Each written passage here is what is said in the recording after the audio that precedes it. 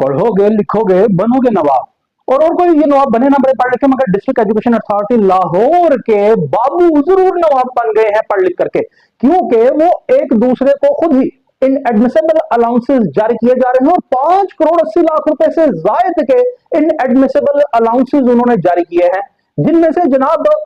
ये convince allowance भी है और चार्ज अलाउंस भी है और जनाब दीगर अलाउंसेस भी हैं। और मैं आपको बता दूं, अगर डिस्ट्रिक्ट एजुकेशन अथॉरिटी लाहौर के अकाउंट 2017 की बात की जाए कि जो भी डीडी होगा वो अगर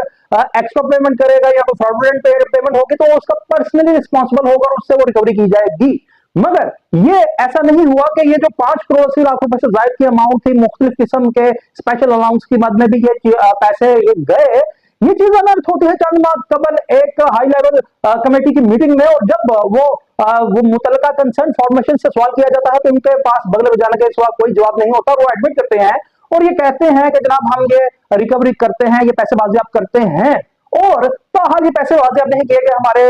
मोतबर जराए के मुताबिक। मगर सवाल ये है कि जब आप किसी प्राइवेट फर्म को या प्राइवेट आदमी को, किसी मजदूर को आप कोई ठेका देते हैं और उसे कहते हैं कि 1000 रुपए रोज आपको दूंगा, तो आप ऐसा क्यों नहीं देखते कि 1000 रुपए की जगह आप 1100 रुपया भी दे दें। मगर हम यहां जरूर ये ऐसा देखते हैं सरकारी बाबुओं के ये गंदों में, खासतौर पर डिस्ट्रिक्ट एजुकेशन अथॉरिटी लाहौर में, कि जो वो उनका कॉन्ट्रैक्ट ही नहीं, एडमिसेबल अलाउंसेस उन्हें अदा कर दिए जाते हैं और कुछ भी नहीं होता।